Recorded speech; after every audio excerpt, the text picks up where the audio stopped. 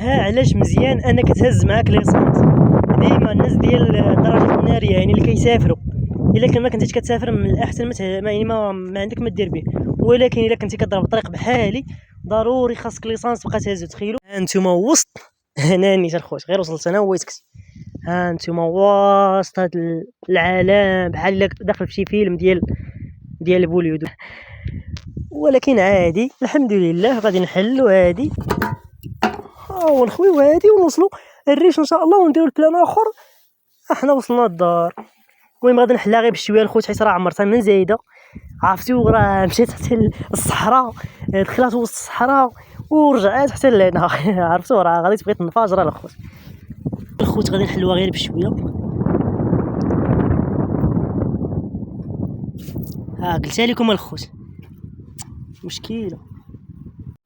هانتوما الخوت وهذه غادي نهزوها بطبيعه الحال. ديما غادي نبقى نعمرها بليسونس، ديما ديما ديما بحال هكا.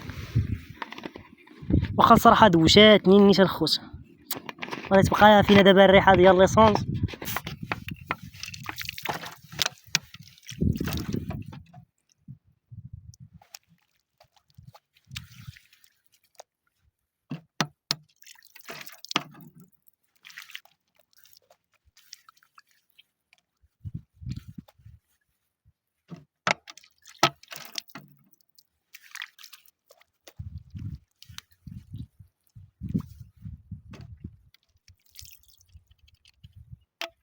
الريحه ما غاديش تحيد باقي، ولكن فهمتيني نقصت واحد شويه.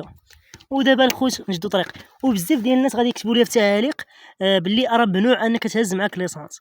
حقا قانونيا ارى ممنوع، ولكن دابا مثلا وصلت هاد الخلاص قلت لي الموتور كيفاش غادي نديباني، كيفاش غادي ندير؟ نعيط على الدوله تجيب لي ليسانس يعني ما كاين حتى شي حل، يعني ضروري تهز معاك ليسانس. ديما كنهز ليسانس فهمتيني، حيت ضروري بحال دابا راه غادي نحصل هنا صافي ما عندي وسط. تخيلوا ما دابا تجي الحمله ولا شي بلا، يعني ما عندك ما دير صافي حصلانيش.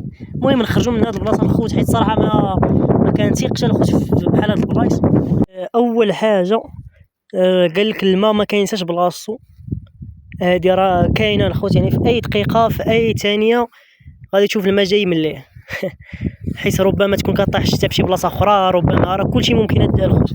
لذلك لنتحرك من هنا الان.